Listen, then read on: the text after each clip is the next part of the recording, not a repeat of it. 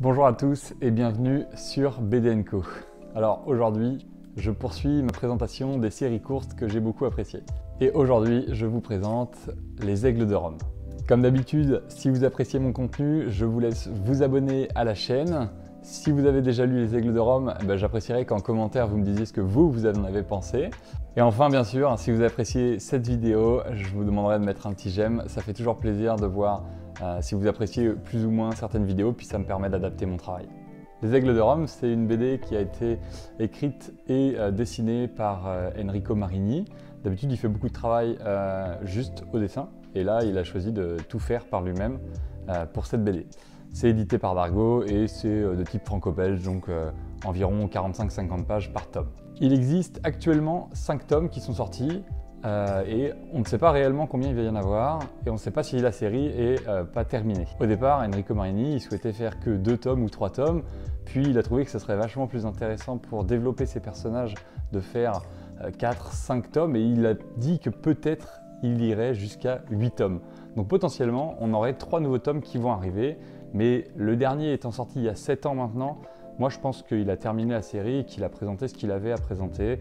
Bien sûr, on pourrait aller un peu plus loin dans l'histoire, on peut de toute façon toujours aller un peu plus loin, mais je pense que ça peut être pas mal aussi de s'arrêter là-dessus. Alors, Les Aigles de Rome, de quoi ça parle? Eh bien, on nous plonge dans l'univers de l'Empire romain, donc les conquêtes romaines, et notamment les conquêtes romaines avec la Germanie, donc tous les peuples chérusques, germains, etc.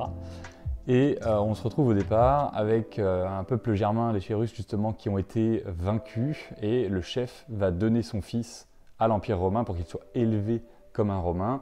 Et donc ce fils, Ernamamer, va être confié à un des généraux de l'empereur César. Ce général a un fils du même âge qui s'appelle Marcus, et tous les deux, donc Marcus et le nouveau nom Arminius de ce jeune chérusque, vont être éduqués, on va dire, à la dure pour devenir des grands guerriers. Un petit spoil là-dessus, c'est que cette histoire, elle est quand même tirée d'une histoire vraie. D'ailleurs, Netflix en avait fait une série qui s'appelle Barbarians et qui était l'histoire de justement cet ancien fils de chef de guerre germain qui a au final aidé les Germains à s'en sortir et à combattre l'Empire romain. On va donc suivre tout au long des 5 BD ces deux jeunes. Il y a beaucoup forcément de combats, mais il y a aussi beaucoup d'histoires autour de leurs histoires d'amour, de sexe, etc. C'est vraiment très débridé comme BD, mais personnellement j'ai trouvé ça assez sympa et ça allait bien avec l'univers que l'auteur a voulu nous proposer. Alors maintenant, pourquoi j'ai bien aimé cette série? Il y a plusieurs choses. Le premier, c'est les dessins. Moi je trouve que Enrico Marini fait des vraiment super beaux dessins. Vous le connaissez peut-être d'ailleurs, des dessins comme le Scorpion, le Rapace. Dernièrement, il y a Noir Burlesque qu'il a sorti. Moi je trouve que ça va vraiment bien avec l'ambiance romaine, c'est vraiment assez graphique, c'est assez joli, moi ça me plaît.